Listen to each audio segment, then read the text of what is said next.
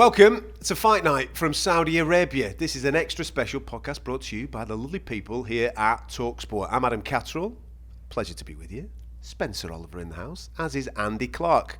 We are in Jeddah, Saudi Arabia, for Oleksander Usyk versus Anthony Joshua, the rematch this weekend, live and exclusive on talkSPORT from 8 p.m. Make sure you come and join us for that. But also, make sure you subscribe to the YouTube channel because there's loads of content coming your way from Saudi Arabia throughout the course of the week. And of course, this will be available in an audio format too. So wherever you get your podcast, whether it be the talkSPORT website or whether it be iTunes, make sure you subscribe. Day one, boys. Complete-ish. Say that. We're still here at 11 o'clock at night recording podcasts, aren't we? You know what I mean? But day one was all about, for us anyway, the public workout, of which we've seen both guys now. Before I get to all that, let's talk about the pomp and ceremony of Jeddah, Saudi Arabia, because we've been used to doing these shows for talkSPORT for some time now, travelling around the world, very lucky to do it, going to places like Las Vegas and New York, and of recent times experienced quite a lot of this on UK soil. But the Middle East seems to be becoming now, Spence, a more prominent place for big fights. It is. You know, they're fronting up the money. They're trying to build sport in the Middle East, and boxing seems to be at the front of it all. This is a huge fight. We had Andy Ruiz, Anthony Joshua back in 2019. That was a huge success. And today was a good day. It was a very good day. You talk about public workouts. We had our own public workout actually this morning. Yeah, we did, mate. But you know, we'll get into that. You know, we're doing that every morning as well. Spencer's boot camp. Absolutely. But yeah, the public workout I thought was good. I thought it was set up really well. Good turnout there. Didn't see too much from Anthony Joshua. I think it was all about what Oleksander Usyk looked like, how big he was going to be. There was reports coming that he was some 15 kilos heavier, which he certainly wasn't. Maybe 15 pounds heavier. He may be tipping the scales at close to 17 stone when he comes to weigh-in time. He looked bigger, but still looked very athletic. Joshua looked good as well. He looked focused. Overall, really good day. Yeah, I don't want to have a dig at Amir Khan and his ability to transfer pounds and kilos and all that type of thing, but I think he got confused with the two weight disparities there. 15 pounds is more likely for Oleksander Usyk rather than kilos. We've done a few of these now, Andy. Obviously, you were heavily involved in the public workout today. I was actually quite impressed with the turnout, actually, from a fan point of view. I know that it was a small arena and it's the middle of the day and it's difficult for people to get maybe time off work to come and join those types of environments. And it is a very different audience, let's be straight. It's a very different atmosphere out here. They enjoy their sport differently to, let's just say, the traditional English boxing fan. But I was quite pleasantly impressed with the atmosphere and the noise in and around this fight today. Me too. There were a lot of people there, and I wasn't necessarily expecting that because we got there a couple of hours before it started. And it's interesting kind of hearing you talk about cultural differences, if you like, because in the UK we like everything set up and ready to go about 3 days before things start, and there's a blind panic if at 6 o'clock in the morning on the day of the open workouts the ring isn't there and it's all set up. We got there today at 4 o'clock and there was a lot left to be done, but it got done. Yeah. And it was done in time. And you could see that the organisers from this part of the world were standing there thinking, why is everybody panicking? Yeah. What's the matter with you all? And it all came together, and the turnout was great. And when the main event fighters went to the ring, that's what you want. You want them to be mobbed like they were today. Security was decent, but they didn't really try and keep people away too much. They weren't heavy-handed in any way. They just allowed it to kind of play out the way that you want it to at these things, and it was a good finale. It was a good start to the week. It was a really good start to the week. You were a little bit more up close than the rest of us. What did you make of what you said? They're always difficult, right? I don't know where I'm at now with the public workout. Surely someone out there that's a little bit more creative than me can come up with something fresh for not only us as media people can enjoy, but also fans can enjoy as well. But because seeing some geezer come out, do a bit of skipping, doesn't really go through the motions on the bag or anything like that. You don't really get anything. I mean, you want to get something from it, don't you? But so I don't know whether there's a new format that maybe we can create there. But what did you take, if anything, from today? What I was most interested really in was just trying to have a good look at Usyk and try and get a handle on how much bigger he is. And it's difficult because the last time you've seen him, he was in the ring. The last time I saw him up close, he was in the ring. And He does look to me like he's put some weight on. I would say he does. Looks like he's done it solid though. He But does very he's not solid. fleshy. He's not fleshy at all. Very solid. He's not eaten his way up there, has he? And that's why there's a limit to how much you can put on when you put it on in lean muscle. And I think he was 221 for the last fight, which is 15-11, and he might have put on a stone. Yeah, I think that's possible. But it's always just kind of fun with him, just to be up close and kind of just have a look in his eyes, because like neither him nor they made me work, those two. Like they didn't give you nothing, did they, mate? Absolutely nothing. You were doing your best. Unbelievable. but with Usyk, you just kind of, I don't know, those eyes he's got, they're just kind of, they're so alert, they're kind of darting around the place. You just get the feeling that they're just soaking everything up and processing information at an alarming rate. Yeah, that's what I get from him whenever I see him. Mate, he's Bond baddie-esque, innit? Do you know what he's got it a is? dodgy tash on now. Exactly. He's got a little top knot thing going on, and he's very Bond baddie-esque. Do you know what it is? It's like with champions, elite champions like himself, they feed off this. Do you know what I mean? Where fighters, a fight of this magnitude, they start getting a little bit nervous, getting a little bit edgy. Usyk doesn't do that. Yeah. He feeds off it. He looks confident. Like you say, that you look into a fighter's eyes and you know whether they fancy it, what sort of condition they're in, whether they've left any stone unturned. And he hasn't. He looks great to me. I thought that he's filled out. The weight looked really good. And like I say, I think he'll come in at 17, maybe just a little bit under. Anthony Joshua won't come in much more than 17-2, 17-3. So they're going to be very even in weight.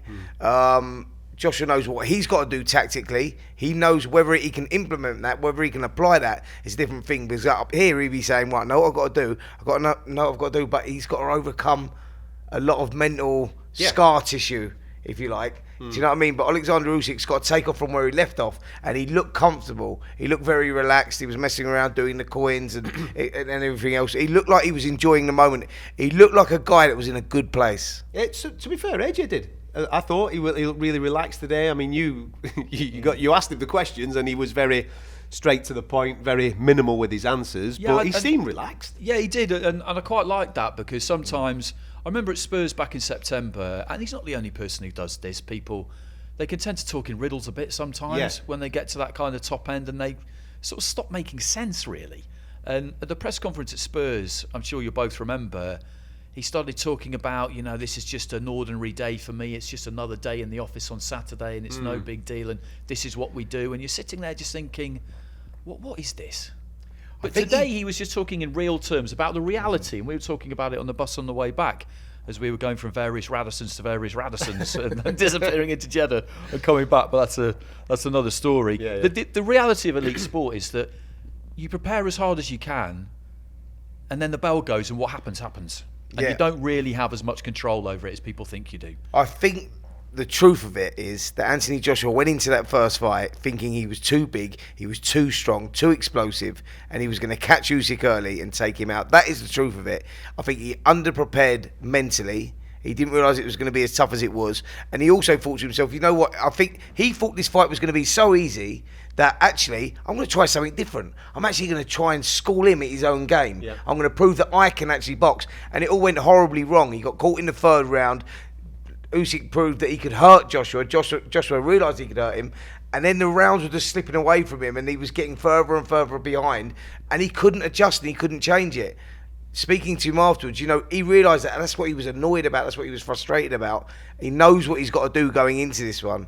It's not complicated. Everybody's coming up with the same thing. We spoke to Eddie earlier. Eddie said the same thing. He's got to go in there, but doing it, thinking it and then doing it are two totally different things. Usyk has got a great boxing IQ. Do you know what I mean? He'll know what Joshua's doing. He'll know what Joshua wants to do. Joshua will want to stand there and trade with him. Perhaps that's why Usyk's put on a bit more weight, just that he can hold Joshua a little bit, just so that he can, do you know what I mean, hold his ground with him a little bit when they're wrestling inside.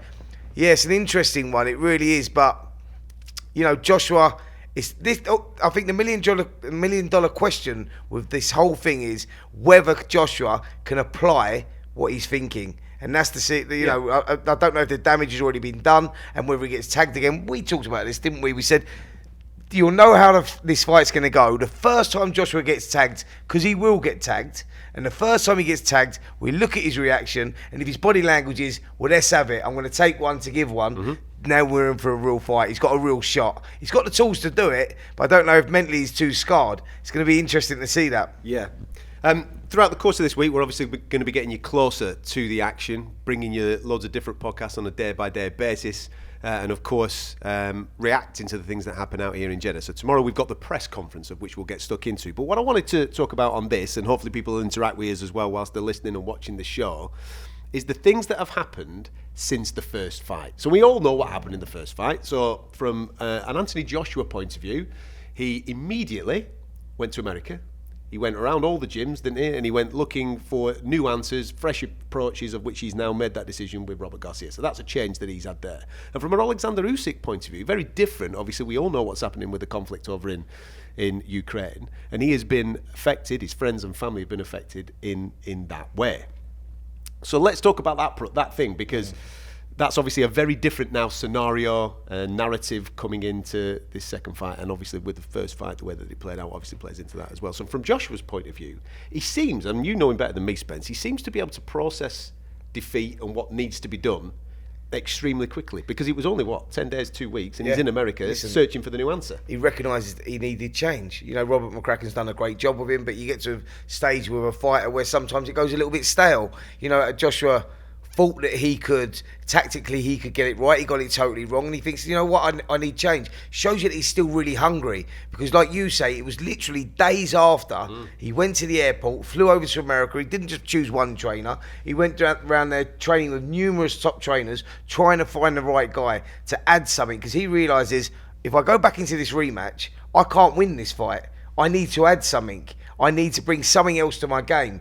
I need something else in my locker. He recognised that, and it's fair play to him. He's gone out there and done it. So the $1 million question again going into this one, has him and Robert Garcia had enough time to adjust to each other, or will Joshua go in there? If he doesn't commit on his movements, if he's not 100% confident on his movements, and he hesitates a little bit, he'll be made to pay. Yeah. And that could be serious. So, you know, have they had enough time together? Another question mark over this one. Had we talked about this, guys, right? Had we talked about this immediately after the fight, right, we're going to get the rematch. The first fight was so one-sided, you said, what's the point in that? Yeah, I said what that. Appetite would you have had with like seeing this fight again? I said that. But because of what's happened with both guys, you know, and Usyk going to war for his country, you know, and how passionate he was trying to buy the TV rights for this fight, and the Saudis kindly gifted it to him so the whole country and the whole nation can watch him. He's a proud man. We know that. He ain't going to be in the shape of his life if he was he wouldn't have done that if he wasn't in the shape of his life. It means a lot to him. So, you know, both guys have travelled different journeys since, and that's why it's really like you going, I don't really know what's going to happen again in this one. Does that make sense? Yeah, on the AJ front, Andy, listen, I'm full of admiration that he's recognised that he needed something, and he's gone out there and tried to make the changes rather than doing the exact same thing again and just thinking he can get it right. He's made the change and he's brought something in. Are you surprised that he didn't go to America and apply those changes rather than bring Robert Garcia to England and obviously add to his camp? Because I just think maybe moving away from the creature comforts, let's just say, I know it's not creature comfort because everybody sees where he trains and what he puts himself through, but just to go to Robert Garcia's gym and work there rather than work over here. I think that would have been a really good thing to do, to go to that gym in Southern California where there's lots of other fighters. One thing that's always mystified me a bit about AJ is the training setup, because obviously he was up in Sheffield for a long time, because even before Rob appeared in his corner, we all know he was training with Rob, and he's chosen to do it that way. And I just think when you're the champ, and he's been the champ, or he's not at the moment, but he's been the champ for a really long time, just create your own training complex. Get away from other people. He's been to that Klitschko camp. He knows what that's about. Don't be somewhere where you could get heckled by students. Yeah, you know, that's fair. The heavyweight champion of the world shouldn't be in that kind of position. So I think he probably should have gone to America. With Garcia, for me, I think his role mainly is to kind of remind him of what he is and what he's always been, which is a really good fighter. A fighter who's always been able to find a way in and finish. He's not this kind of jump on you all out warmonger that people are trying to say that he is, because he's not that, but he's got formidable strengths, and I think that's just what he's there for, really, is to remind him of that. They might try and make the odd little tweak, because one thing he's demonstrated, You know, he started boxing in 2008. 10 years later, he was an Olympic gold medalist and unified heavyweight champion of the world. That is achieved by someone who learns and learns fast when you try and show him new stuff. You don't want to overload him, do you? And go crazy. Did you guys recognise what he was doing in there in that little warm-up where we wasn't getting a lot, right? So I'm trying to study everything he's doing. He was doing stuff really in slow motion, throwing the jabs, the crosses. The footwork was nice and very, very slow as well. But did you recognise that he kept trying to set traps before he was throwing the shots? He's never done that before. AJ goes in straight lines. He comes out in straight lines. Robert obviously has implemented that into his style where he's feinting downstairs, then throwing the jab. Feinting, exactly. Right tactics. Like, whereas Usyk's the guy that normally sets the traps, Usyk would take you to the right and throw a left. He's one of those guys. AJ, you saw that, and that was something that I took from this whole open workout, and you don't normally get anything from it, but I was seeing these little things where I'm going, actually, he's moving his head a little bit. He's slipping and sliding. He's feinting a jab up, coming down. He's dropping his knees, coming over the top. I haven't seen that from him before, so it'd be interesting to see if that's sort of part of the new style, you know, where he'll probably try and... He knows he's got to press forward. He knows he's got to do it, but he's got to be very educated. But by doing that, if he goes in there like a bull in the china shop, he probably gets knocked out because he goes on to saying. But if he goes in there and he sets the traps and then does things, that gets Usyk thinking, you know, and that's... So, yes, it's very interesting. So I think Garcia will be a good thing for him. Whether it's enough remains to be seen. And it's all about, you know, whether AJ can overcome those demons going into this fight, because it's a big ask, you know. I know he done it against Ruiz, but this is a different kettle of fish. We're talking about a technician, a masterclass technician. Ruiz come in looking like a Teletubby in the second fight. This guy's come in looking an even bigger machine. So, and inspired as well. I know that there'd be loads of people that maybe have a different opinion than me on this. With what's happened in his home country, this guy is fired up. Absolutely fired up. I think it'll lift him up, won't it? It'll lift him up. It can weigh heavily, I'd imagine, in the early stages. Not that I've ever had any experience of anything like it, but he looked to me like he's in a position where he's glad the fight's here now. But camp needs to have gone well all the way through. And I think whatever baggage he did carry in there with him, because he's bound to have done at the start. I think he left that at the gym door, because that's just the kind of discipline that these people have, and he will know that the biggest thing he can do for Ukraine is to win this fight, and they can all watch him do it on, you know, on free TV as we said. Do you make anything? I know that you've just taken what you took from AJ's shadow boxing experience today. Do you take anything from Usyk standing in an orthodox stance rather than being in his southpaw stance? No, I'd be really surprised if he went down that kind of route. I really would. You know, people do this often now at workouts, don't they? They'll just do something which is just complete and utter nonsense. And I think that's... I think that would be a terrible thing for Usyk to do, go southpaw, and people go, but AJ's been training orthodox. AJ's been training with the southpaws, so won't that be different? Won't that throw him if he goes back to orthodox? I'll go, no, he'll be thanking the stars above if Usyk come out as an orthodox, because that's where AJ's most effective. You know, you got to look back to... Who was the last guy that he boxed in southpaw? Charles Martin, when he won the title. When Charles Martin was no real test, you know, and AJ nailed him with those right hands through the middle. But this is a different kettle of fish. AJ does not, and he's highlighted that himself. He's been very vocal about that. He does not like fighting southpaws. Well, guess what? He's got one of the most tricky southpaws in the world here. So if Usyk does come out orthodox, which was, I don't believe that he will, but although he spent the whole entire time doing that, I thought that was. It's very strange, but I don't think he will come out orthodox. If he does, that gives AJ a massive chance. Can't wait for it. Listen, boys, we've only just started. There's plenty of content as well on the YouTube channel that you should be checking out, where you spoke to Eddie Hearn yesterday. Who else did you speak to today? You spoke to Eddie Hearn? We spoke to Eddie Hearn, and we spoke to... Who else did I speak to today? It's been such a mad Derek day. Chisora was loitering. Did you speak to Derek? Derek Chisora, no. I didn't speak to Derek Chisora. Who did I speak to? Johnny Nelson. You got Johnny Nelson's take on it as well. There you go. That'll be available for you on the YouTube channel, so make sure you subscribe in there, because the content's going to be going up thick and fast throughout the next couple of days. The big news for you, though, and the big appointment to listen, is obviously this Saturday night, live on talkSPORT from 8 p.m. Live, exclusive and free. Make sure you come and join myself, Spence, Andy, Gareth there. Davis will be with us as well. as we get you closer to the action with everything that's happening here in Saudi Arabia. Oleksander Usyk versus Anthony Joshua, the rematch, live on talkSPORT. We'll be back tomorrow with a reaction to everything that happened at the press conference. Will they go nose to nose, do you reckon? Will there be a little bit of ag? They're very nice, respectable guys, aren't they? Listen, I want to see a bit of pushing and shoving. That's what I want to see. You won't see it. They both know what they're going into. They both, they're not a bit of Thomas Tuchel and Antonio Conte. None of that. No, they're not that sort of Come character. on, man. What's the matter with you? Usyk will have that mad stare. You know that mad stare that he does. A stare that you think, I'm not messing with this guy. Yeah. AJ's just going to stand there staring back at him. I think it'll be quite calm. Listen, the fight is going to be explosive. That is guaranteed. I think so too. And there's a lot of unknowns going into it. But I'm not sure we'll see anything tomorrow. I'd like to see him get full head to forehead, Joshua. No shoving. I'm not a fan of that because you shove me, I shove you. It's all a bit school playground. But I'd like to see him get right up close, forehead to forehead, and I'd give him a proper look. There you go. Get stuck into that. Make sure you're subscribing to us on the YouTube channel, and of course, if you just want to listen to this via audio, you can get it via the talkSPORT website or via iTunes. We'll catch you tomorrow.